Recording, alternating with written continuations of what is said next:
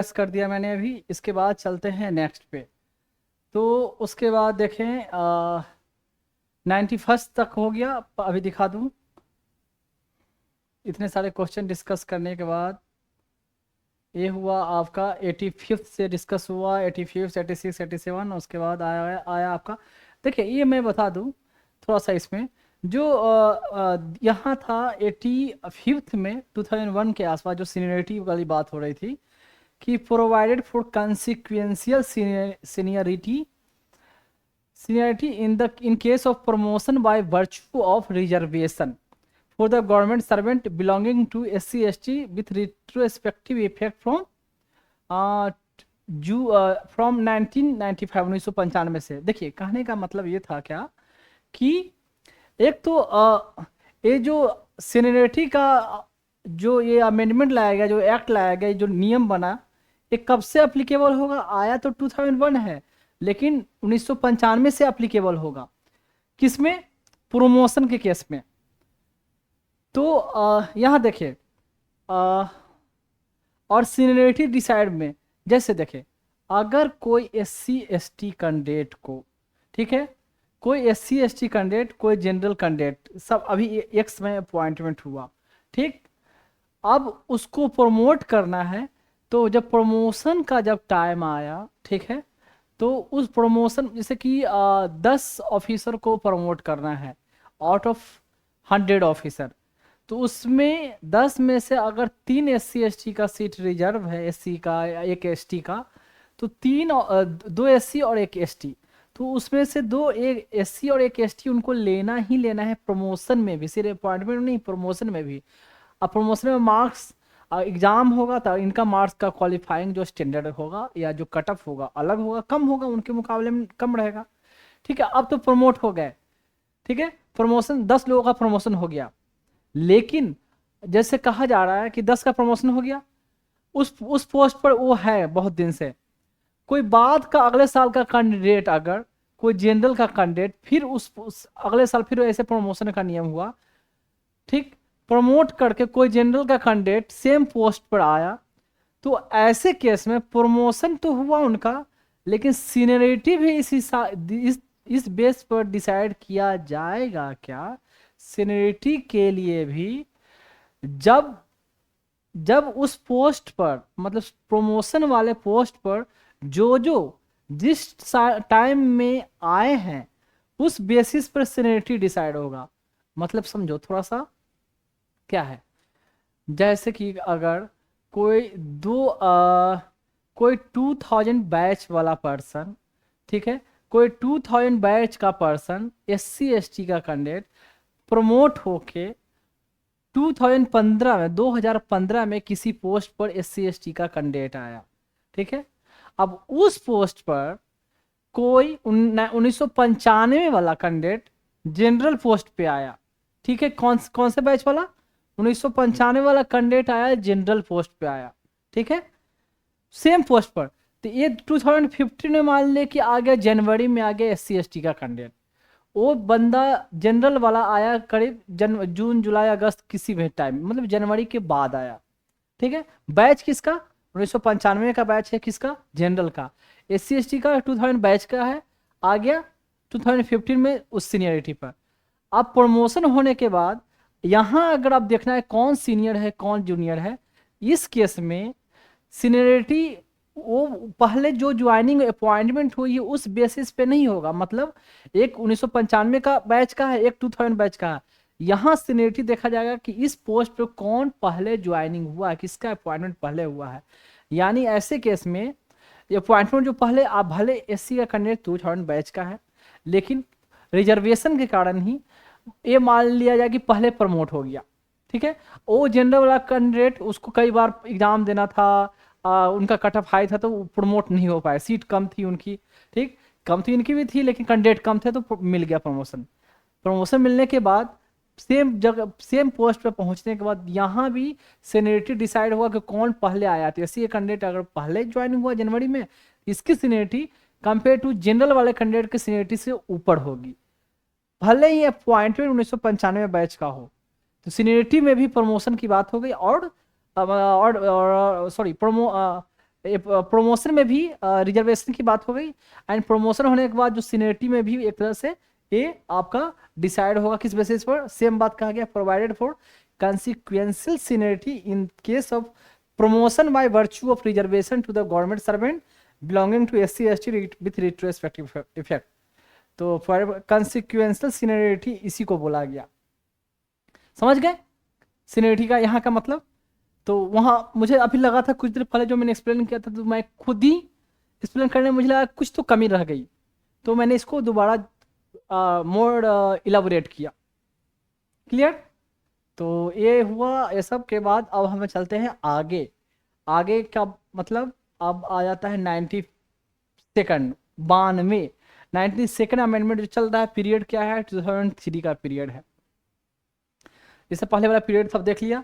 अब देखें तो इसमें क्या होता है 2003 पीरियड में, कई बार पहले भी डिस्कस हो चुका है ये क्वेश्चन क्या मतलब, ये प्रोविजन जो है ये है included 4 more language in the 8th schedule. तो 8th शेड्यूल जो बना हुआ है जिसमें जो लैंग्वेज को कॉन्स्टिट्यूशनल स्टेटस दिया गया है, उसमें 4 लैंग्वेज को और ऐड किया गया। इसमें बोडो, डोगरी, जिसको डोंगरी भी कहा जाता है, डोंगरी, मैथिली एंड संथाली। इससे पहले वाला कोमानी जो हुआ था कब, इससे पहले वाला जो अमेंडमेंट आप देखोगे वो 91 के आसपास जो अमेंडमेंट था, जिसमें हुआ था आपका कोंकणी, मणिपुरी एंड नेपाली। उससे पहले 67 में संथाली को ऐड किया गया। ये है 2003 के पीरियड में। और ये कौन सा लैंग्वेज, 4 लैंग्वेज जो ऐड हुआ, बोडो, डोंगरी, मैथिली, संथाली। बोडो कहाँ बोली जाती है? नॉर्थ ईस्ट वाले रीजन में, मैंने कुछ बताया था आपको पहले भी। डोगरी कश्मीर वाला रीजन हो गया। मैथिली जो बिहार के सीतामढ़ी, समस्तीपुर उधर वाला रीजन हो गया। एंड संथाली झारखंड, बिहार, वेस्ट बंगाल के बॉर्डर वाला रीजन में जो ट्राइबल पीपल हैं उनमें ये संथाल परगना रीजन है, और उसके आसपास में वहाँ ये संथाली बोला जाता है। तो कॉन्स्टिट्यूशनल स्टेटस दिया गया। लैंग्वेज के बारे में मैंने पहले ही बताया था कि कोई लैंग्वेज ऑफिशियल लैंग्वेज होता है, ठीक। और ये कॉन्स्टिट्यूशनल लैंग्वेज देने का प्रोविजन मतलब क्या हो गया? ऑफिशियल लैंग्वेज के बारे में मैंने बता दिया था। कॉन्स्टिट्यूशनल लैंग्वेज ये हो गया कि अगर पार्लियामेंट में कोई बिल, एक्ट और कोई रूल कुछ भी आती है, तो अगर ऐसे तो इंग्लिश और हिंदी ट्रांसलेशन होगा, तो अगर प्रेसिडेंट चाहे तो इस किसी लैंग्वेज में उसको पब्लिश करवा सकती है, और उसको जो पब्लिश कराया जाएगा उस गैजेट को, उस बिल को गैजेट में पब्लिश करवाया जाएगा। गैजेट एक गवर्नमेंट एक तरह से आप कह सकते हो सरकारी नोटिफिकेशन या सरकारी गैजेट, मतलब एक बोलते हैं राजपत्र कहा जाता है। तो उसमें डिफरेंट सरकार के बिल, एक्ट उसको पब्लिश होता है, किया जाता है। तो प्रेसिडेंट चाहे तो ये कॉन्स्टिट्यूशनल जो लैंग्वेज है किसी में हिंदी, इंग्लिश के अलावा उसको पब्लिश करवा सकती है, एंड उसको ऑथोरिटेटिव टेक्स्ट माना जाएगा, ऑथोरिटेटिव एक्ट माना जाएगा। तो ऐसा नहीं कि प्रमाणिक उसको एक्ट माना जाएगा जो लैंग्वेज में पब्लिश हुआ। तो वो डिपेंड करता है विश पर और ज़रूरत पर है। तो ऐसे हुआ, ये हुआ कॉन्स्टिट्यूशनल लैंग्वेज देने का स्टेटस। बाकी कॉन्स्टिट्यूशनल लैंग्वेज का मतलब आपको बता दिया है कि कॉन्स्टिट्यूशनल देने का स्टेटस है कि देखो, अगर आप एग्जाम भी दे रहे हो सिविल सर्विसेज, उसमें एक लैंग्वेज सेलेक्ट करना है, तो जो कॉन्स्टिट्यूशनल लैंग्वेज जो दिया गया है ये है। साथ में अगर इंटरव्यू भी देना है अगर आपको, या कोई पेपर भी देना है, तो कोई लैंग्वेज आपको आप सिलेक्ट कर सकते हो किस लैंग्वेज में देना चाहते हो। इसके अलावा आप कॉन्स्टिट्यूशनल लैंग्वेज कमीशन कभी अपॉइंट हुआ तो लैंग्वेज के लिए भी special officer for linguistic minority होते हैं। तो उसमें बीच बीच में कभी सरकार कोई कमीशन बैठाते थे, ये लैंग्वेज का भी स्टेटस क्या है, कितना बोला जाता है, कितने लोग बोलने वाले हैं, कहीं ये कितने लोगों को बीच में कितना पढ़ाया जा रहा है, स्कूल के करिकुलम में कितने ये लैंग्वेज चल रही है, कहीं ये नंबर ऑफ पीपल या बोलने वाले ये लैंग्वेज बोलने वाले लोग कम तो नहीं होते जा रहे हैं, या लैंग्वेज का स्टेटस तो नहीं खत्म होते जा रहा है। तो ये सब रिपोर्ट देखना, तो इस पर रिकमेंडेशन करना, विचार करना, इसको इनकरेज करना, प्रमोट करना, ये सब सरकार का काम होगा। कॉन्स्टिट्यूशनलाइजेशन देने से ये बेनिफिट हुआ।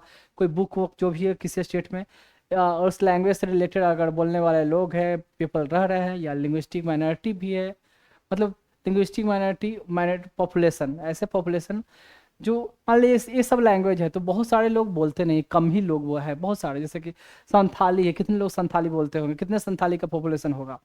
तो कहीं ना कहीं लिंग्विस्टिक माइनॉरिटी में आ गए, तो उनको प्रिजर्व करने के लिए, उनके लैंग्वेज को प्रिजर्व करने के लिए भी उसको कॉन्स्टिट्यूशनल स्टेटस डिक्लेयर किया गया। तो उसके लिए स्पेशल ऑफिसर फॉर माइनॉरिटी जो मैंने बताया, वो जो कमीशन बैठता है, मतलब स्पेशल ऑफिसर फॉर माइनॉरिटी का काम क्या होगा, लैंग्वेज का स्टेटस क्या चल रहा है, क्या है अभी, क्या आ, वो प्रमोट करवाना, इनकरेज करवाना। और इसको है जो दूसरी बात, हाँ मैं बता दूँ, ये स्टेट की रिस्पॉन्सिबिलिटी होती है कि किसी बच्चे को प्राइमरी एजुकेशन देना है तो उसे उसके मदर टंग में दिया जाए।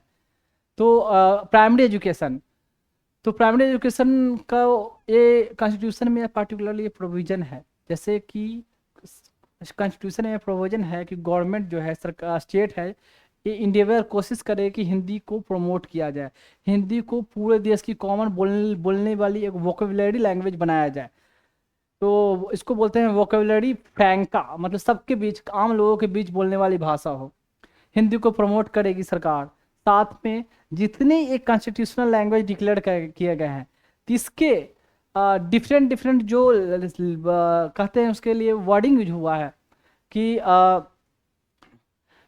फॉर्म, स्टाइल एंड उसके लिए एक्सप्रेशन, मतलब ये लैंग्वेज के जो भी तरीके हैं लिखने के, जो जो रचना है लिखने का, उसकी जो शैली है, उसकी जो भावना है, वो सबको लेकर हिंदी में प्रमोट, कोशिश करना है कि उसको सबको हिंदी में इंक्लूड किया जाए कहीं ना कहीं, खासकर संस्कृत से।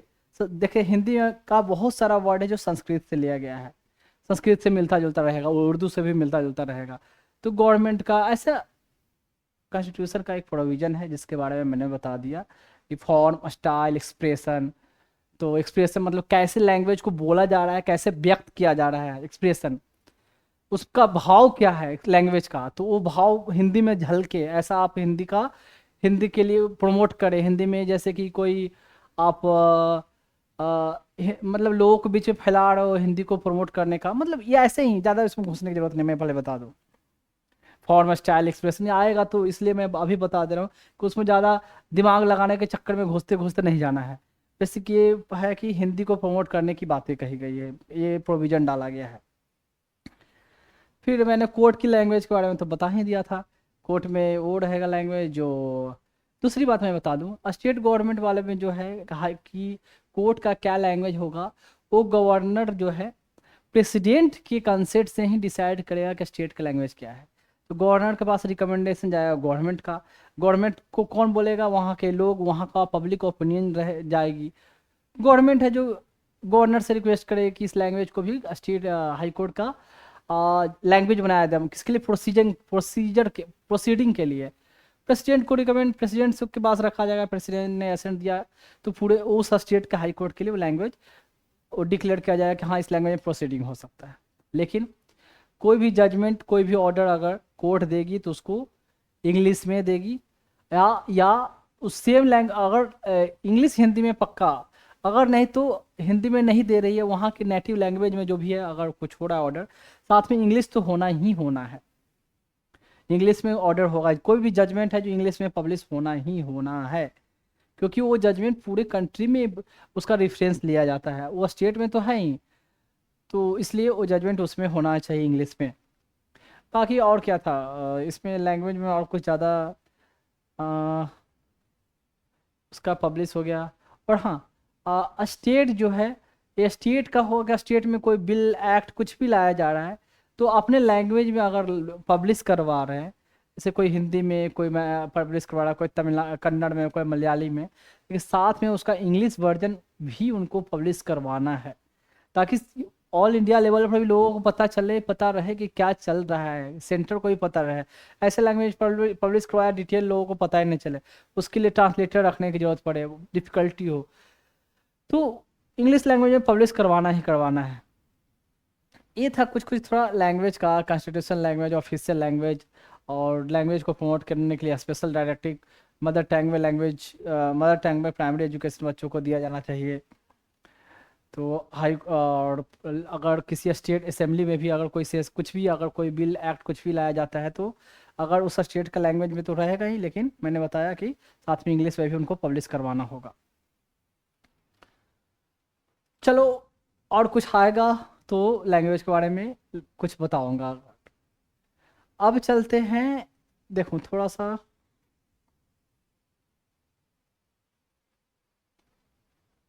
अथॉरिटेटिव हो गया, ये हो गया प्रेसिडेंट गवर्नर।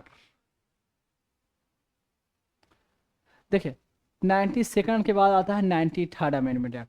93rd 2005 का है। इसमें क्या है देखें, 93rd में जो 2005 में चल रहा है अभी, ये सब रिजर्वेशन और रिजर्वेशन ये सब की बातें बहुत चल रही थी। यहाँ है,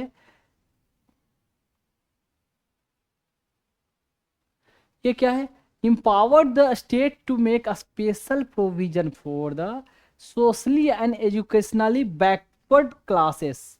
यहाँ मतलब ओबीसी के रिगार्डिंग, अदर बैकवर्ड क्लासेस जिसको बोलते हैं उसके रिगार्डिंग है। Socially and educationally backward classes, ठीक है, बैकवर्ड क्लासेस और द शेड्यूल्ड कास्ट और the scheduled tribes. Backward classes हो गया, शेड्यूल्ड कास्ट हो गया, शेड्यूल्ड ट्राइब्स हो गया, in educational institution. educational institution including private educational institution which are aided or unaided by the state except the minority educational institution। तो यहाँ है क्या स्पेशल प्रोविजन क्या था बता दूं यहाँ। तो देखिए ये आपका है एजुकेशनल इंस्टीट्यूशन में, तो ये आर्टिकल 15 से 15 से रिलेटेड है। तो आर्टिकल 15 में जैसे मैंने पहले भी कई बार डिस्कस किया था कि बहुत सारे एक्सेप्शन हैं।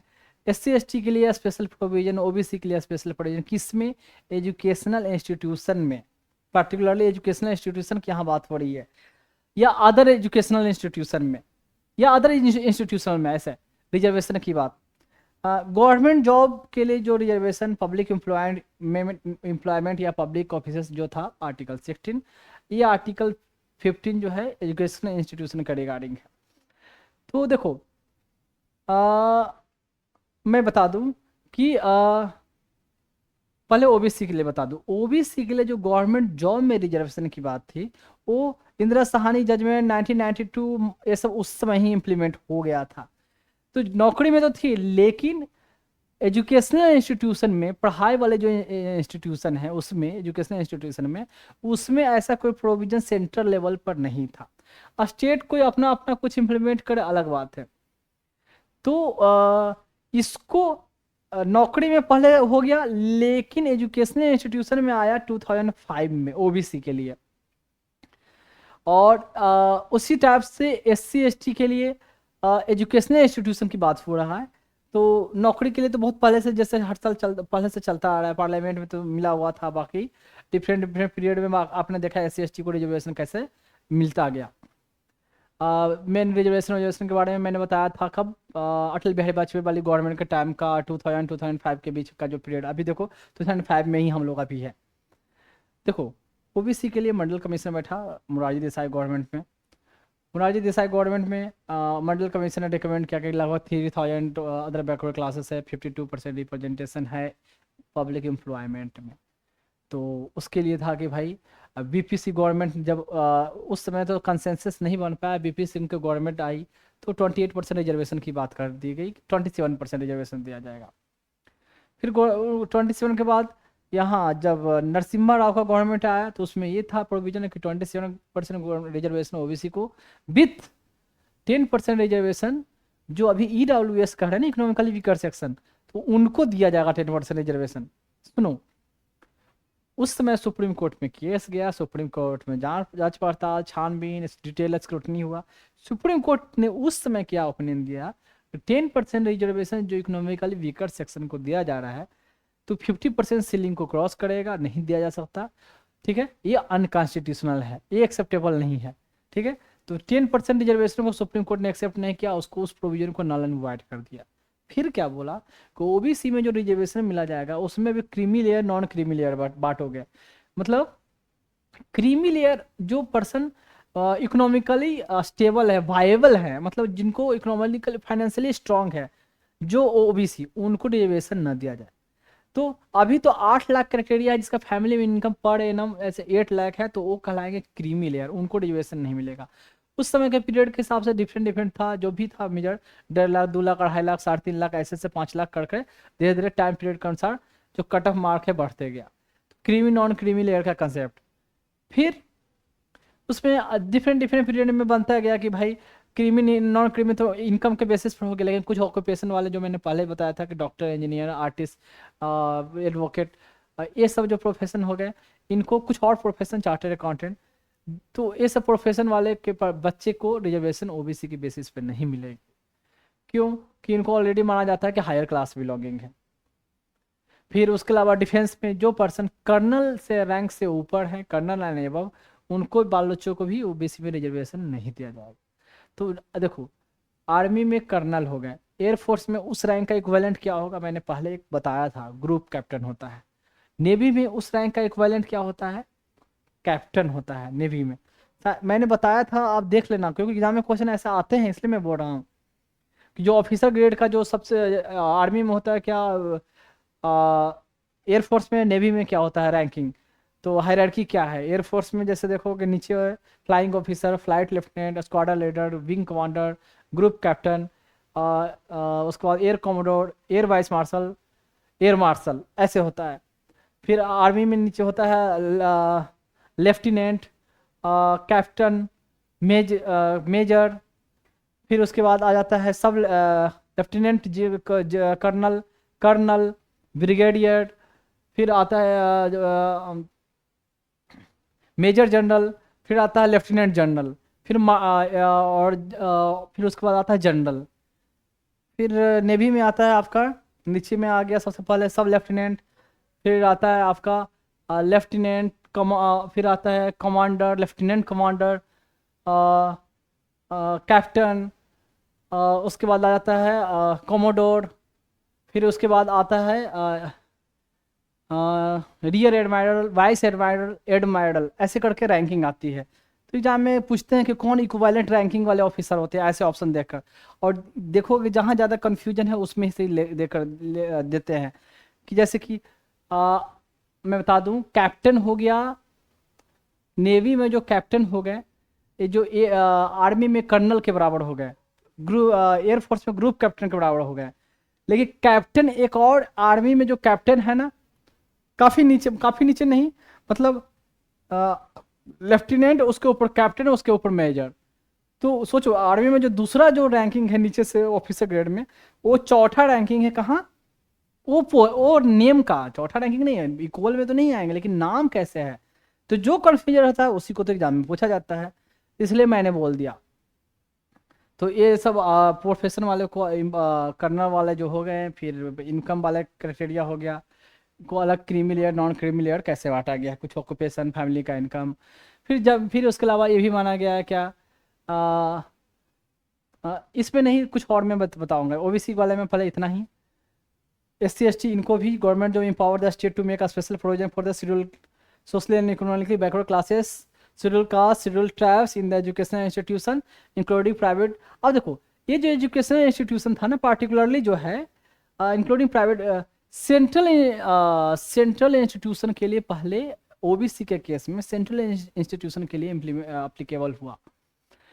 सेंट्रल इंस्टीट्यूशन जैसे IIT, IIM, एम्स, जिपमर, तो जो सेंट्रल यूनिवर्सिटी, वहाँ पर 27% रिजर्वेशन ओबीसी के लिए प्रोविजन डाले गए। तो SC SC के लिए भी जो अभी शायद कुछ परसेंटेज है, 15% है, ST के लिए 7.5% है, समथिंग लाइक दैट, 15.5 7.5 कुछ है ऐसा, एग्जैक्ट मुझे ध्यान नहीं है, एक मिनट बताता हूँ। हाँ, एक का 7.5% ST का है, और SC का 15 या 15.5, OBC का 27%, टोटल हो जाता है 50%। और कहा गया कि 50% सेलिंग एवं नहीं होना चाहिए। इंदिरा साहनी वाला जजमेंट मैं बता दूं, इंदिरा साहनी का जजमेंट से पहले भी सुप्रीम कोर्ट ने 1963 में ही ये जजमेंट कहीं दे दिया था कि टोटल रिजर्वेशन जो होनी चाहिए वो 50% से एबव नहीं होनी चाहिए। ऐसा नहीं कि इंदिरा साहनी में फर्स्ट टाइम बोला गया, क्योंकि जो रिजर्वेशन वाली है, डिफरेंट स्टेट तो अपने हिसाब से अलग अलग लगा रही थी, तो सेंट्रल लेवल की बात हो रही है, सेंट्रल लेवल की रिजर्वेशन की बात। डिफरेंट स्टेट में तो ऑलरेडी रिजर्वेशन चल रहा था। ओबीसी का जो रिजर्वेशन है ऑलरेडी है, जो तमिलनाडु में देखा, मैंने बताया कि पहले से चल रहा था, बढ़ते बढ़ते 69 तक पहुंच गया 1992 में ही। तो एजुकेशनल इंस्टीट्यूशन में स्पेशल प्रोविजन SC ST, ये आर्टिकल 15 के अंदर आता है। और डिफरेंट पीरियड में आर्टिकल 15 में कुछ कुछ ऐसे जोड़ते गए। एम्प्लॉयमेंट के लिए हो गया। EWS के लिए बाद में आएगा, उसके लिए मैं कुछ और बताऊंगा। एक चीज़ और मत बता दूं, ओबीसी की जो रिजर्वेशन की बात है ना, तो ओबीसी को जो रिजर्वेशन मिलेगा तो उसमें जो इनकम क्राइटेरिया होता है ना, वो किस बेसिस पर डिसाइड किया जाता है? पेरेंट्स की इनकम के बेसिस पर। जैसे जैसे मैं बता दूं कि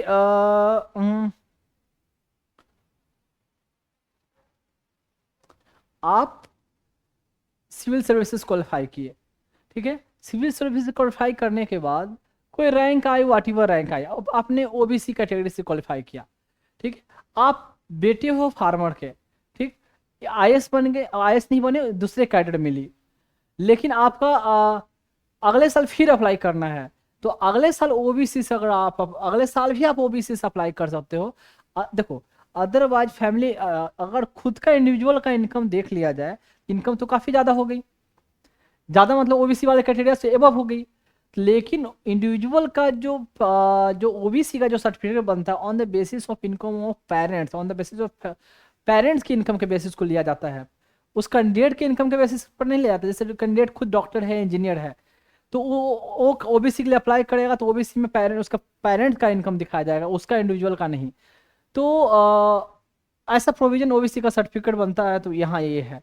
पता नहीं ऐसा क्यों है, कुछ तो उसमें होना चाहिए कैंडिडेट का इनकम क्या है उसमें, लेकिन जनरली माना जाए जो प्रोविजन बनाया गया, कैंडिडेट तो स्टूडेंट होते हैं, तो स्टूडेंट को क्या इनकम होगी, तो इसलिए गार्जियन के इनकम को, मतलब पेरेंट्स के इनकम को ही बेसिस बनाकर ओबीसी का सर्टिफिकेट बनता है।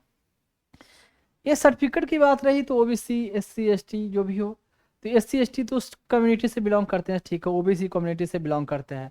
जो इनकम क्राइटेरिया हो गया, इसमें आप देखोगे 8 लाख वाला, साथ में इसमें ये भी प्रोविजन है, जमीन उमीन का भी प्रोविजन है, कितना जमीन है कितना जमीन नहीं हो, बहुत सारा डिटेल और मेंशन है, ज़्यादा उसमें नहीं जा रहा हूँ।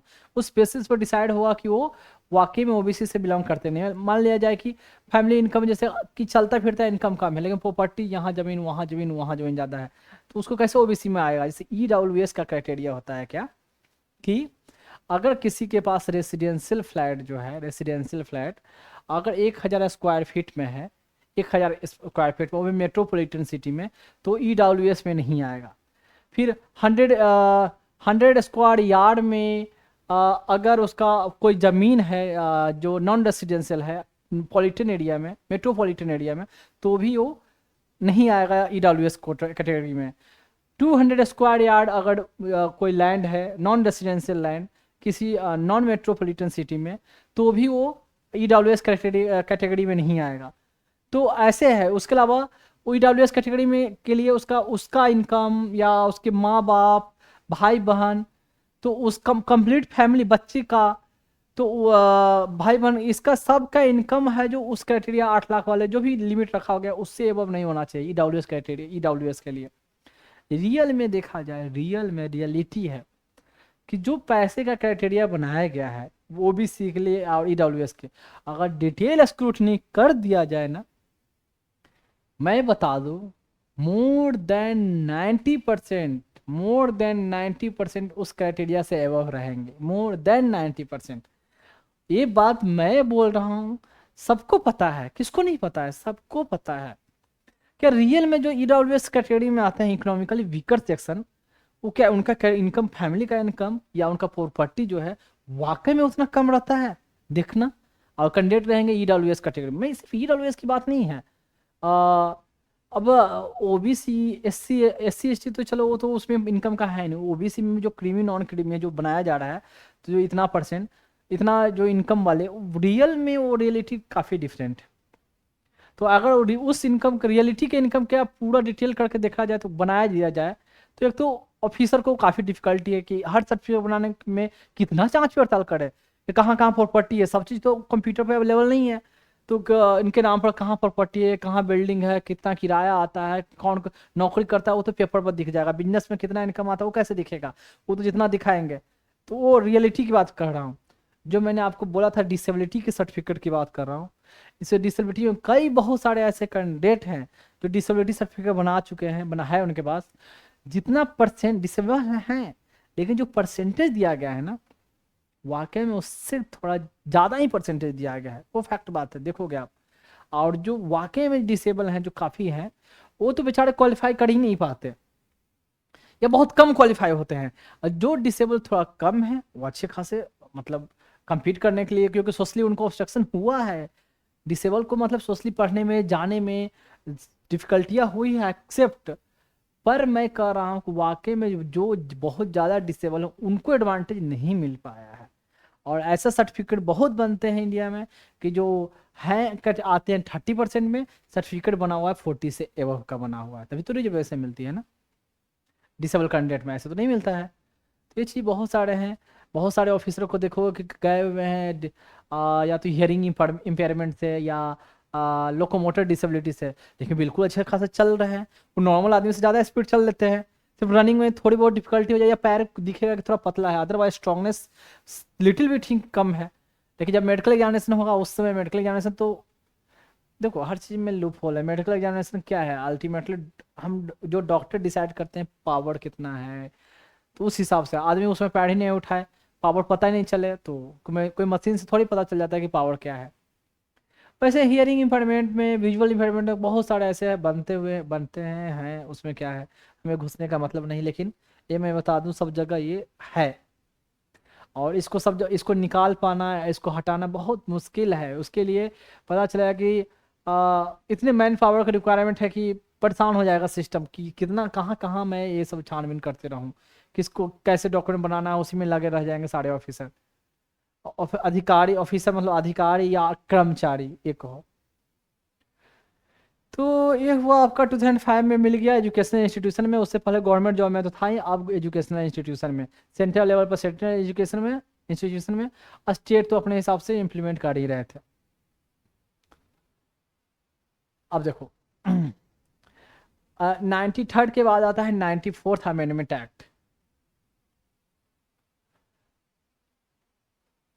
94th में आएगा 2006 में, देखें यहाँ 2006 में इस बिहार झारखंड का डिवीजन, छत्तीसगढ़ उत्तराखंड जो क्रिएट हुआ कब 2005 में। आ, देखोगे आप तो छत्तीसगढ़, उत्तराखंड एंड झारखंड 2005 में क्रिएशन हुआ, मैंने ऑलरेडी बताया है।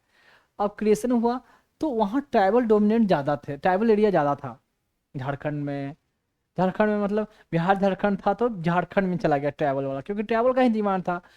यूपी में जैसे तो उत्तराखंड वाले रीजन में ट्राइबल का ही डिमांड था कि हम पीछे हैं, हमारा डेवलपमेंट नहीं है, तो वो ओरिजन अलग हो गया। मध्य प्रदेश में पार्टिकुलर छत्तीसगढ़ वाला रीजन में ट्राइबल पीपल थे मिल ज़्यादातर, तो वो अलग हो गया। तो उसके लिए अब क्या प्रोविजन बनाया कि बिहार जब ट्राइबल अफेयर के लिए भी मिनिस्टर होते थे बिहार में, अब अलग हो गया तो अब मिनिस्टर क्यों रहेंगे, अब वहाँ है नहीं ट्राइबल पीपल, है भी तो बहुत कम पॉपुलेशन में। तो अब झारखंड में हो गए तो झारखंड के लिए बनाना था ट्राइबल अफेयर के लिए मिनिस्टर। मध्य प्रदेश में अभी भी रहे यहाँ, तो मध्य प्रदेश में अभी भी रहे, और छत्तीसगढ़ में तो थे, छत्तीसगढ़ के लिए बनना है, उत्तराखंड के लिए बनना ही है। और उड़िया में भी ट्राइबल का पॉपुलेशन काफ़ी है, तो उड़िया के लिए ट्राइबल अफेयर मिनिस्टर की बात कही गई है, प्रोविजन डाला गया है। इनके लिए मस्ट है, अदर के लिए बहुत सारे स्टेट, 10 स्टेट में मैंने बताया कि शेड्यूल एरिया है। शेड्यूल एरिया मतलब जहाँ ट्राइबल पीपल हैं, रहते हैं, जिसको डेजिग्नेट कैसे किया गया है, गवर्नर डेजिग्नेट करता है पॉपुलेशन के बेसिस पर। और उसका अच्छे खासे नंबर हैं, अच्छे खासे जगह में है, सिमिलर मतलब एक छोटे में भी जगह नहीं, और जगह भी है जो मतलब ऐसे नहीं कि सिर्फ गांव है, गांव ब्लॉक डिस्ट्रिक्ट ऐसे लेवल पर है, लोकेटेड है, तो उस बेसिस पर डेजिग्नेट किया जाता है शेड्यूल एरिया। तो वो है freed Bihar from the obligation of having a travel welfare minister and extended the same provision to Jharkhand and Chhattisgarh. This provision will now be applicable to the newly formed state and Madhya Pradesh and Odisha where it has already been enforced. Madhya Pradesh Orissa में पहले से था। देखिए यहाँ छत्तीसगढ़ झारखंड की बात है, उत्तराखंड की बात नहीं हुई, क्योंकि मैं बताता हूँ उत्तराखंड में ट्राइबल हैं, लेकिन ज़्यादा उधर किधर है, हिली एरिया में जो है, जो गढ़वाल कुमाऊं जो रीजन बांटा गया है, तो कुमाऊं वाले रीजन जो हिली रीजन कहलाए हैं, तो उधर ट्राइबल हैं, खासकर नेपाल के लोग भी, नेपाली बहुत पॉपुलेशन है, तो अल्टीमेटली ओवरऑल पॉपुलेशन का थोड़ा कम हो जाता है। तो उत्तराखंड के लिए सॉरी प्रोविजन नहीं है, पर इनके लिए प्रोविजन है। अब ट्राइबल वेलफेयर के लिए जो मिनिस्टर होंगे तो ऐसा कोई जरूरी नहीं है कि सिर्फ इसके लिए, उस मिनिस्टर को कोई और भी काम देना है, और भी मिनिस्ट्री देना है तो आप दे दो, अलग बात है। लेकिन इसकी यहाँ पर इस स्टेट में ट्रैवल वेलफेयर के लिए अलग से डिजिग्नेटेड मिनिस्ट्री होगी ही होगी। तो ये प्रोविजन दे दिया गया 2005 से। और उसके बाद 2006 में चलते हैं। ट्रैवल वेलफेयर में और कुछ ऐसा कुछ है, शेड्यूल एरिया, शेड्यूल ट्राइब्स पे आई थिंक डिटेल ऑलरेडी बता चुका हूँ, कैसे डेजिग्नेट होता है, गवर्नर डेजिग्नेट करती है, बाद में चेंज कर सकती है। और 4 स्टेट में इसके लिए शेड्यूल 5 में मेंशन है schedule area and tribal area, जो 4 नॉर्थ ईस्ट स्टेट में है, जिसमें 4 रीजन आ जाता है। 4 स्टेट में है नॉर्थ ईस्ट स्टेट में, जिसमें टोटल 10 ट्रैवल रीजन है, वो भी मैं डिस्कस कर चुका हूँ। ट्रैवल एरिया के लिए, शेड्यूल एरिया के लिए अगर कोई भी पार्लियामेंट का बिल, लॉ कुछ भी आता है तो उस पर अप्लीकेबल तभी होगा, या तो मॉडिफाई करके हो सकता है या बिल्कुल अप्लीकेबल नहीं हो सकता। ऐसे केस में गवर्नर डिसाइड करेगी कि वो बिल, वो लॉ वहाँ अप्लीकेबल होगा या विथ मॉडिफिकेशन के साथ अप्लीकेबल होगा या नहीं अप्लीकेबल होगा। बाकी गवर्नर का काम होगा कि ट्राइबल एरिया का और शेड्यूल ट्राइब्स का, मतलब शेड्यूल एरिया का कैसे काम चल रहा है, कैसा डेवलपमेंट है, कितने रिप्रेजेंटेटिव है, ये सब रिपोर्ट अपना प्रेसिडेंट को देते रहेगी। प्रेसिडेंट है जो अल्टीमेटली पार्लियामेंट को इन्फॉर्म, पार्लियामेंट में ये रिपोर्ट रखेंगे। तो इसमें और कुछ ज़्यादा बचा नहीं। देखो अब है 2009 में आ गया 95th 1995। तो कुछ नहीं, 2009 आ गया तो अगर आगे 10 साल के लिए एक्सटेंड करना था तो same to same extend the reservation. किसके लिए reservation? Of seat for SC ST and special representative for the Anglo Indian, जैसे बताया था, in the Lok Sabha and state legislative assembly for the further period of 10 years. तो ये तो था 10 year extend हुआ। उसके बाद 2020 तक क्या हालत होता है, एंग्लो इंडियन को सीट बंद, खत्म, सीज हो जाती है, सिर्फ SC ST को जैसे फर्दर एक्सटेंड हो गया। अब है आता है 96 अमेंडमेंट एक्ट 2011, 96 में पहुंच गए, देख ले। 96 में कुछ नहीं, सब्सटीट्यूटेड, यहाँ देखें, जो शायद मैंने पहले भी डिस्कस किया था कि Odia for Oriya, ORIA word, तो प्रोनाउंसिएशन उड़िया भी बोलते हैं, ओडिया उड़िया ही बोला जाता है, लेकिन अब पहले लिखा जाता था ORIYA, अब हो गया ODIA, ओडिया जैसे बोलो या ओडिया बोलो, ऐसे ही ओडिया।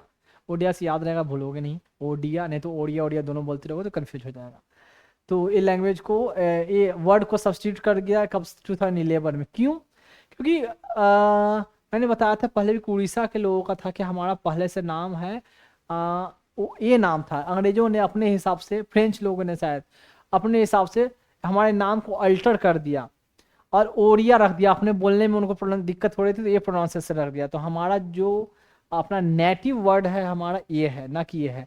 तो सब जगह देख रहे हो, लैंग्वेज के लिए कुछ ना कुछ पॉलिटिकल मैटर मिलते रहता है, कुछ ना कुछ हलचल करना है, तो चलो ये रख दिया। जैसे पौंडीचेरी में भी देखा, तो ये जो पीरियड आपका चल रहा है 2011, पौंडीचेरी का जो नाम चेंज हुआ था आपका 2005 में ही, तो पौंडीचेरी को पुडुचेरी, वहाँ कोई अमेंडमेंट में आपका आया नहीं क्योंकि यूनियन टेरिटरी है तो आराम से कर दिया। और ये स्टेट है तो उसके लिए एक अमेंडमेंट करके यहाँ ये लैंग्वेज वर्ड को यहाँ चेंज किया गया, यानी ये जो वर्ड जिस वर्ड से पुकारा जाता था। और क्यों, ये 8th शेड्यूल में जो लैंग्वेज मेंशन है, तो वहाँ जो लैंग्वेज मेंशन है तो 8th शेड्यूल वाले में अब ये ना कहला के ORIY नहीं करके ODIA मेंशन रहेगा। 8th शेड्यूल के बारे में जो लैंग्वेज में उतना देर से अभी तो मैं डिस्कस किया ही था। तो 8th शेड्यूल में और कुछ बचा नहीं। देखो अब हुआ 2011 में ही, सेम पीरियड में 96 के बाद आता है 97। देखो आप यहाँ से 96 से मान ही लो आप कि 96 तो ऐसे याद रहेगा, कुड़िया वाला को उड़िया, वर्डिंग का सिर्फ चेंज, हेर फेर किया गया। 96 से हो गया, यहाँ से अब तक जितने हुए हैं बिल्कुल लफ्ज पर रखना, अब भूलने वाली बात नहीं, ऐसे ही याद रहेगा। देखो 96 के बाद आता है 97। 97 में क्या होता है यहाँ बताता हूँ। देखो 97 में क्या हुआ, क्या कि ये डिस्कस हुआ कोऑपरेटिव सोसाइटी के रिगार्डिंग।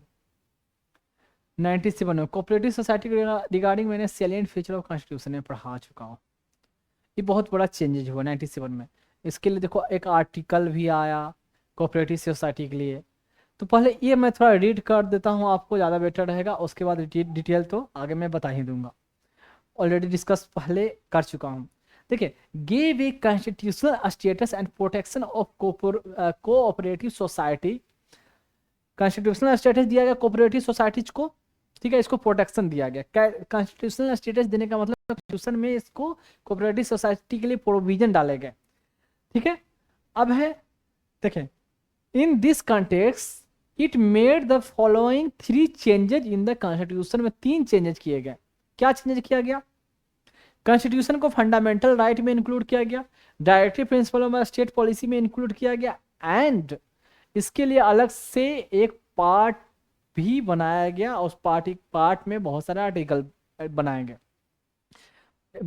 देखें, तो फंडामेंटल राइट में कहाँ हुआ, पहले ये देखते हैं।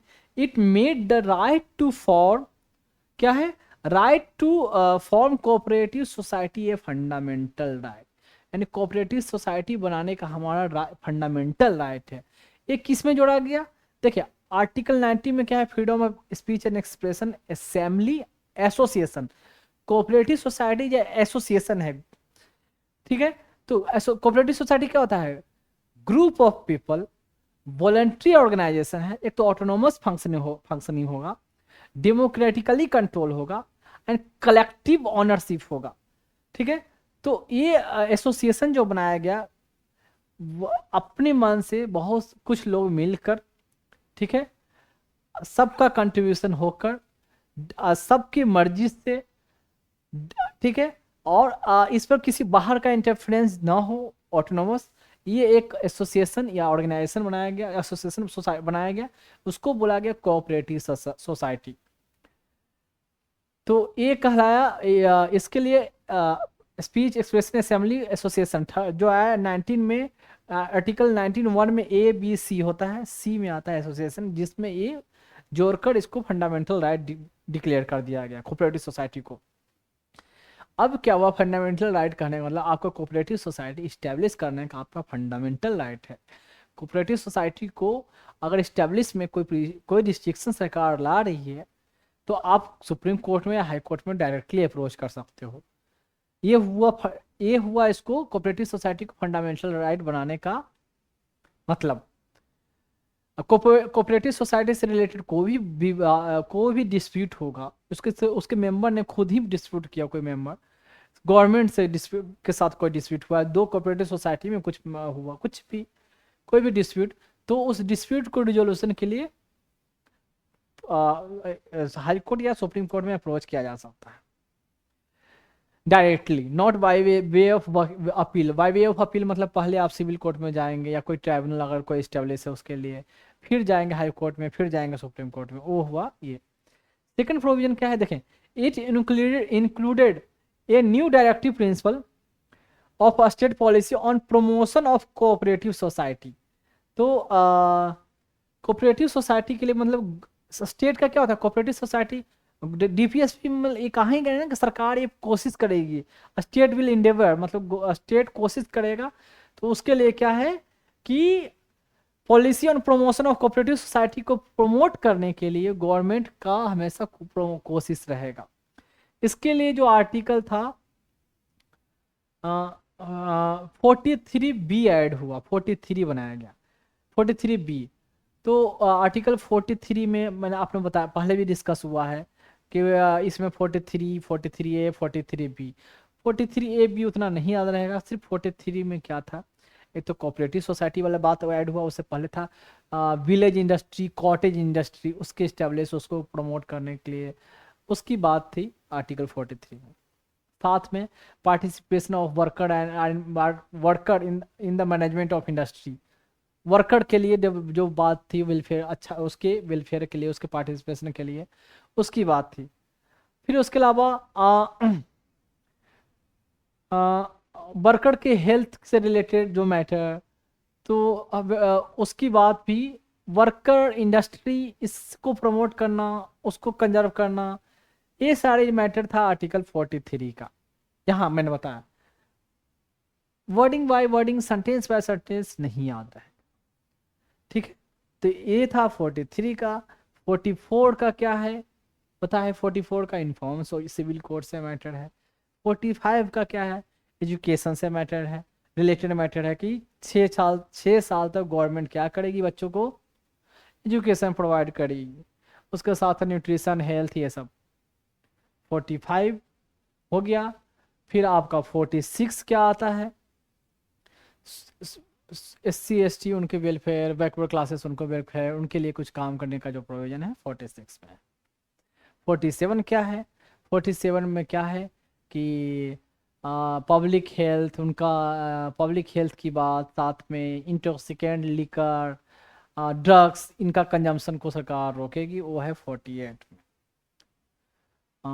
सॉरी 47 में। 48 में क्या है कि वाइल्ड लाइफ को प्रिजर्व करना, एनवायरनमेंट को प्रिजर्व करना, एनिमल हस्बेंड्री उसको प्रमोट करवाना, और साथ में काउ मिल्च ये सब और जो जानवरों का जो स्लॉटर है उसको रोकना, वो है 48 का।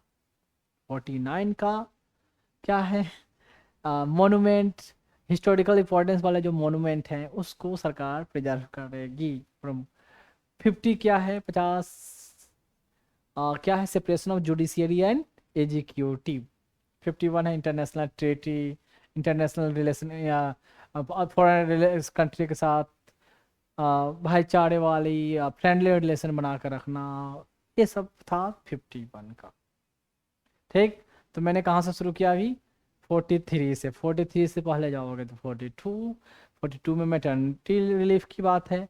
41 weaker section, socially disadvantage, unemployment, disable people, उनको रिलीफ की कुछ बातें 41 में। 41 40 क्या है? पंचायत इस्टेब्लिश करना, उसको प्रमोट करवाना, लोकल लेवल गवर्नमेंट मतलब, वो है 40।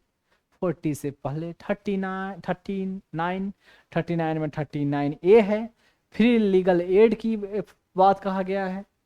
जो पुअर पीपल है, डिसएडवांटेज सेक्शन है, जिनको जस्टिस के लिए एक्सेसिबल नहीं है, उनको फ्री लीगल एड प्रोवाइड करवाया जाएगा। 39A। 39 में लंबा चौड़ा था, ABCDEFG ऐसा था, है ना। 39A में क्या था? आई थिंक लाइवलीहुड के लिए बात कहा गया 39A में। अब BC तो उतना दिन से चलता आ रहा है। डी में क्या है भी पता है? Equal payment for equal work for both men and women. EF क्या है? चिल्ड्रन के लिए हेल्थ को प्रिजर्व करने के लिए, चिल्ड्रन के लिए, वर्कर के लिए कोई एक्सप्लॉयटेशन ना हो, ये सब का प्रोविजन है FG में। ऐसे 39 हो गया। 38 से ऊपर इनइक्वालिटी को सोसाइटी में कम करने, ख़त्म करने का कोशिश, साथ में सोशल इकोनॉमिक पॉलिटिकल जस्टिस की बात करेगी 38 में। 37 में सरकार ये कोशिश करेगी कि DPSP के प्रोविजन को इम्प्लीमेंट करवाए, सरकार का ये कोशिश रहेगा। तो ये पॉलिटिकली मोटिवेटेड हो या बोर्ड के पर्पज से हो, सरकार इसको इम्प्लीमेंट करने की कोशिश करेगी। दैट्स 37 एंड 36 स्टेट को डिफाइन किया गया। स्टेट कौन होता है? वही सेंट्रल गवर्नमेंट। स्टेट मतलब कौन कौन स्टेट के कैटेगरी में आएगा? तो यूनियन टेरिटरी भी, जो स्टेट देख रहे हो स्टेट भी, उसके अलावा सेंटर भी, ये भी स्टेट के। अदर लोकल अथॉरिटी जिस पर गवर्नमेंट का कंट्रोल हो, that's also comes under the category of state. ये सब था आपका DPSP। अब छोड़ो, जो देखो मैंने क्या बताया, मैंने एग्जैक्ट सेंटेंस बताया नहीं, एग्जैक्ट प्रोविजन बताया, लेकिन हाँ उससे क्या चीज़ से रिलेटेड है इतना पता रहना चाहिए, क्योंकि एग्जैक्ट सेंटेंस अगर रिमेमोराइज करने की कोशिश में तो याद रहने वाला नहीं है जी। तो अब है देखो, ये तो है नया चैप्टर आया part 9B। 9A 9B। 9 panchayat से, 9A municipality, 9B cooperative society. 9 में क्या था? उसके लिए आर्टिकल 243 से 243 हुई ओ। इसका आर्टिकल क्या है? 9A का 243P से ZG, और ZG के बाद ZH से लेकर ZT तक जो आर्टिकल कोऑपरेटिव सोसाइटी का आर्टिकल है। तो ये इसमें डिफरेंट प्रोविजन कोऑपरेटिव सोसाइटी के लिए डाले गए। मैं बता दूं, कोऑपरेटिव सोसाइटी है जो comes under the state subject, state का सब्जेक्ट है। आप स्टेट के सब्जेक्ट पर सेंट्रल कानून बना सकती है, ऑब्वियसली बना सकती है। कौन सा कंडीशन है मैं बताया था, 2 स्टेट मिलकर रिक्वेस्ट करें, और अगर ऐसे स्टेट के सब्जेक्ट में अगर बनाया जा रहा है तो राज्यसभा से रेजोल्यूशन लाएगा, और कहीं ना कहीं स्टेट से रिलेटेड जो स्टेट को अफेक्ट कर रहा है, फेडरलिज्म को अफेक्ट कर रहा है, तो स्पेशल मेजोरिटी के साथ साथ कौन सा चाहिए, minimum half of the state का रेटिफिकेशन चाहिए। बाकी इंटरनेशनल एग्रीमेंट को इंप्लीमेंट कराने के लिए भी स्टेट सब्जेक्ट में बनाया जा सकता है, प्रेसिडेंट रूल हो, नेशनल इमरजेंसी हो, तो भी स्टेट सब्जेक्ट में बनाया जा सकता है। एक जब बनाया गया था तो स्टेट का रेटिफिकेशन नहीं लिया गया था, तो कोर्ट में मैटर पहुंचा था। तो 2011 में एक थे राजेंद्र शाह, हाँ, तो वर्सेस यूनियन ऑफ इंडिया ऐसा केस गया था हाई कोर्ट में, गुजरात के ही हाई कोर्ट में गया था। तो गुजरात ने कहा भाई कि ये तो अनकॉन्स्टिट्यूशनल है, कैसे आप बिना स्टेट के रेटिफिकेशन के कैसे बना सकते हो। चलो फंडामेंटल राइट दिया, चल गया, ठीक है, फंडामेंटल राइट दे दिया, डीपीएसपी में जोड़ दिया, ठीक है। लेकिन इतना सारा प्रोविजन जो बोर्ड को सारा स्टेट को इम्प्लीमेंट करना है, लेकिन स्टेट को भी तो रेटिफिकेशन चाहिए था ना भाई। तो बिना स्टेट का रेटिफिकेशन का आप ये सब इतना कैसे बना दिए। तो ये प्रोविजन जो है, आपको कुछ स्टेट है जो माने या ना माने, क्यों मानेगी, क्योंकि स्टेट का रेटिफिकेशन लिया ही नहीं, तो अनकॉन्स्टिट्यूशनल है। तो फिर जब अनकॉन्स्टिट्यूशनल है तो मैटर फिर सुप्रीम कोर्ट में पहुंचा। सुप्रीम कोर्ट में मतलब सेंट्रल गवर्नमेंट खुद पहुंची सुप्रीम कोर्ट में, क्योंकि बनाया गया था ये किसके द्वारा, सेंट्रल गवर्नमेंट के द्वारा, यानी पार्लियामेंट के द्वारा। तो झटका तो इनको लगा, तो पहुंचा, तो पार्लियामेंट ने, सुप्रीम कोर्ट ने एक्सेप्ट किया, जजमेंट दिया सही है, फंडामेंटल राइट दिया, चलो ये भी सही है, डीपीएसपी दिया, लेकिन इतना प्रोविजन बना दिए, ये अप्लीकेबल कैसे होगा स्टेट के कोऑपरेटिव सोसाइटी पर, जब ने स्टेट का रेटिफिकेशन नहीं लिया। तो सुप्रीम कोर्ट ने सोचा कि अगर मैं पूरा को अनकॉन्स्टिट्यूशनल बोल दूं तो इतना पूरा मेहनत और पूरा प्रोविजन बेकार हो जाएगा। क्या करते हैं उसमें थोड़ा बहुत क्या किया कि ये जो कोऑपरेटिव सोसाइटी का जो प्रोविजन बना है, ये किस पर अप्लीकेबल होगा कि मल्टी स्टेट कोऑपरेटिव सोसाइटी, ऐसा कोऑपरेटिव सोसाइटी जो कई स्टेट में है, तो कई स्टेट में उस पर तो सेंट्रल का तो राइट बनेगा ना भाई। तो एक स्टेट में जैसे ये नहीं तो अदरवाइज हर स्टेट अपना अपना उस कोऑपरेटिव सोसाइटी के लिए नियम बनाने लग जाए, तो कोऑपरेटिव सोसाइटी पर हर स्टेट में उस पर अलग नियम लगेगा, हर स्टेट में अलग टैक्स देना होगा, हर स्टेट के हिसाब से उसको है जो कितने मेंबर होंगे, कब इलेक्शन होगा, कब रिपोर्ट देना है, कब उसकी मीटिंग बैठवानी है कोऑपरेटिव सोसाइटी का, सरकार को रिपोर्ट देना है या नहीं देना है, इलेक्शन कब करवाना है, ये सब हर सरकार अपने अपने नियम हिसाब बनाएगी, तो परेशान हो जाएगा कोऑपरेटिव सोसाइटी। तो कहा कि मल्टी स्टेट कोऑपरेटिव सोसाइटी के लिए अप्लीकेबल होगा। बाकी जो आपने प्रोविजन बनाया है वो स्टेट कोऑपरेटिव सोसाइटी, मतलब स्टेट अपने हिसाब से वो चाहे तो इम्प्लीमेंट करे ना करे, इम्प्लीमेंट करे या ना करे, लेकिन धीरे धीरे बहुत सारे स्टेट ने जो प्रोविजन बनाया गया था उसको अपने आप में इनकॉर्पोरेट किया, और थोड़ा बहुत और मॉडिफाई करना था तो मॉडिफाई किया। तो ये था मल्टी स्टेट कोऑपरेटिव सोसाइटी वाला। तो जो प्रोविजन ज़्यादातर डाले गए, बनाए गए ये सब आर्टिकल में, मतलब इसमें पार्ट 9B में, तो वो बहुत सब स्टेट ने, मैंने बताया कि अपने हिसाब से, मतलब इसको मेन फ्रेमवर्क रखते हुए अपना बनाया हो। और कोऑपरेटिव सोसाइटी इसके बाद से फंडामेंटल राइट हो गया, डीपीएसपी में सरकार प्रमोट करेगी और इसके लिए प्रोविजन बन गए, और मल्टी स्टेट कोऑपरेटिव सोसाइटी के लिए ये सब प्रोविजन अप्लीकेबल फिक्स रूप से हो गया। अब देखो एक कोऑपरेटिव सोसाइटी के बारे में थोड़ा बता दूं, थोड़ा इस आर्टिकल में क्या क्या प्रोविजन डाला गया। जैसे साथ में कॉन्स्टिट्यूशनल प्रोविजन डालकर उसको नल एंड वॉइड ना करके, ज़्यादातर ये स्टेट्स को साथ में ये भी एक ऑब्लिगेशन हो गया कि जो कोऑपरेटिव ये बनाया गया है फ्रेमवर्क, इस आर्टिकल में जोड़ा गया, कॉन्स्टिट्यूशनलाइज कर दिया गया है, इसको तो स्टेट को कम से कम, मतलब भले ही तरीका वाला गलत है, लेकिन कॉन्स्टिट्यूशनल करके कहा गया कि आपको इम्प्लीमेंट करना ही करना होगा 1 साल के अंदर।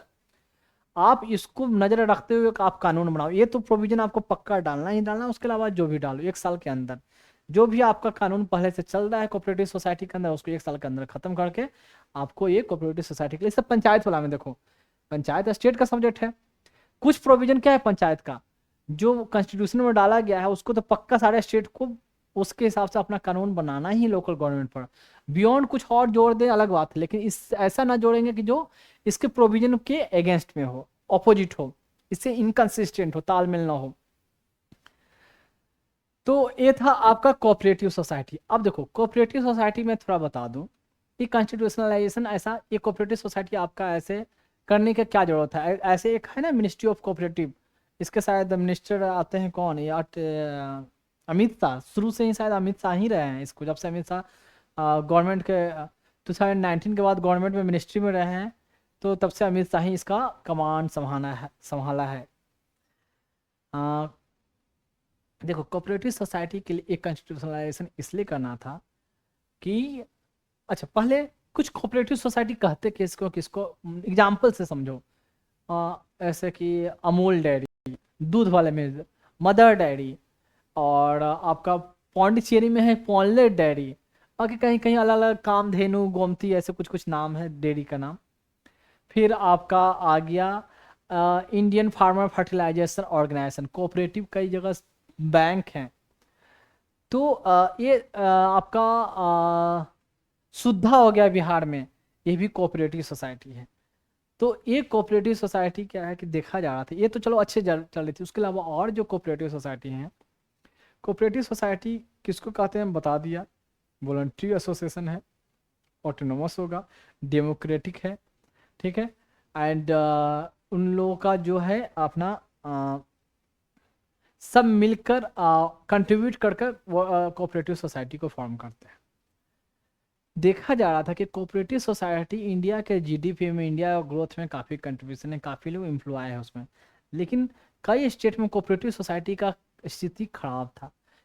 था क्या कि वहाँ कोऑपरेटिव सोसाइटी में जैसे कि 20-21 लोग मान लिया कि कोऑपरेटिव सोसाइटी को इस्टेब्लिश किया कई लोगों ने मिलकर, अपना पैसे जमा दिए, साथ में कुछ बैंक से लोन लिया, तो उसके मेंबर के बीच में इलेक्शन हुआ कौन चेयरमैन बनेगा, ठीक है। तो अब देखा जा रहा था क्या ना कि कई जगह इलेक्शन पेंडिंग है, जो एक ही आदमी कोऑपरेटिव सोसाइटी पे कब्जा कर रखा है। और कोऑपरेटिव सोसाइटी क्या है, देखो चूंकि ये मास को अफेक्ट कर रहा है, मास पीपल को अफेक्ट कर रहा है, इकोनॉमी को अफेक्ट कर रहा है, तो सरकार इसमें इंटरफेयर करेगी, भले सरकार उसमें पैसे नहीं लगा रही हो। क्यों? क्योंकि कोऑपरेटिव बैंक में एक तो एम्प्लॉयमेंट अफेक्ट हो रहा है। आप कोऑपरेटिव सोसाइटी कोई चल रहा है तो पैसे लिया जा रहा है, तो बैंक से ही तो पैसे लेती है ना, लोन लेती है। बैंक में पैसा किसका होता है? अल्टीमेटली लोगों का ही तो पैसा है ना, लोगों ने पैसा जमा है। अगर कोऑपरेटिव सोसाइटी डिफॉल्ट में जाएगा, ठीक है, बैंक फेलियर में होगा, तो क्या होगा? अल्टीमेटली क्या होगा?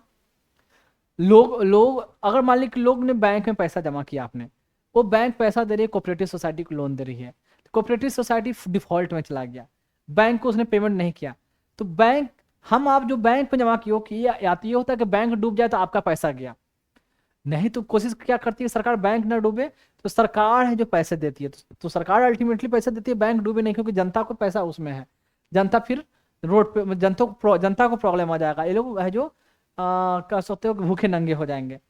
सरकार पैसा छाप के दे या कहीं और से पैसा छाप नहीं सकती ज़्यादा, एक लिमिट के अनुसार की महंगाई होगी, किसी से लोन लेके दे, कैसे भी दे सरकार, अल्टीमेटली देश को ही तो अफेक्ट कर रहा है ना, तो इसलिए सरकार इसमें इंटरफेयर करती है, तो सरकार को इंटरफेयर करना था।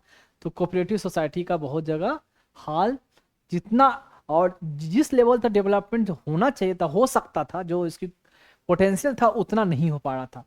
कुछ तो हो रहे थे बहुत अच्छे, लेकिन बहुत सारे नहीं हो रहे थे, इसलिए सरकार ने कोऑपरेटिव सोसाइटी के रिगार्डिंग रूल बना के कि ये ढंग से चले, सिस्टम से चले, ये है, समझ गए। अब सिस्टम में चलने में फिर डिसाइड होगा कि इसके जो बोर्ड का मेंबर मैक्सिमम रहेंगे 21 से ज़्यादा, बोर्ड ऑफ डायरेक्टर नहीं रहेंगे। फिर पीरियोडिक इलेक्शन होगा, 5 साल पे इलेक्शन होना है, उसमें जो चेयरमैन रहेंगे, ठीक है। इलेक्शन जब अगर टेन्योर खत्म होने से पहले इलेक्शन करवा लेना है, और ताकि वो जब टेन्योर खत्म होने से पहले दूसरा कोई उस पोस्ट पर आ जाए, जैसे खत्म हो अगला दिन, मतलब उसी दिन कोई दूसरा कोई को हैंड ओवर कर देना है। फिर साथ में हर एनुअल फाइनेंशियल ईयर खत्म हुआ तो 6 मंथ के अंदर उसका जो एनुअल मीटिंग है वो होना ही होना है। मीटिंग में जो पूरा रिपोर्ट ऊपर डिस्कस होगा, और रिपोर्ट को कितना लॉस हुआ, कितना बेनिफिट हुआ, कितना खरीदा, कितना बेचा, सारा रिपोर्ट तैयार करके साथ में आपको कंसर्न स्टेट गवर्नर को सौंप देना। गवर्नर उसको स्टेट असेंबली या लेजिस्लेटिव काउंसिल जो भी होगा, वहाँ दोनों होगा, तो वहाँ देगी कि हाँ इस साल में, वो साथ में सिर्फ मेजर कोऑपरेटिव सोसाइटी के लिए है कि कैसा परफॉर्मेंस रहा। फिर सरकार चाहेगी तो ऑडिट भी करवाएगी उस कोऑपरेटिव सोसाइटी का, बहुत छोटे छोटे का तो नहीं करवाएगी, बड़े का ही। उसके लिए ऑडिटर कौन होंगे, उसका क्वालिफिकेशन डिसाइड करेगी सरकार, उसमें से ही जो नाम दिया जाएगा उसके बोर्ड को कि इसमें से चुन कर किसी से ऑडिट करवाओगे, ऑडिट का रिपोर्ट भी उनके पास जाएगा। उनका टेन्योर बता दिया, इलेक्शन बता दिया, बोर्ड ऑफ मेंबर बता दिया, फाइनेंशियल रिपोर्ट, टर्नओवर होगा वो रिपोर्ट करना है, मीटिंग करना है 6 मंथ के अंदर ही फाइनेंशियल ईयर खत्म होने के बाद, ऑडिटिंग होगा। तो ये सब ऐसे ऐसे प्रोविजन डाले गए इसका कोऑपरेटिव सोसाइटी के रिगार्डिंग, ताकि ये अपने सही मतलब अपने स्ट्रीमलाइन किया गया कि सही तरीके से चले।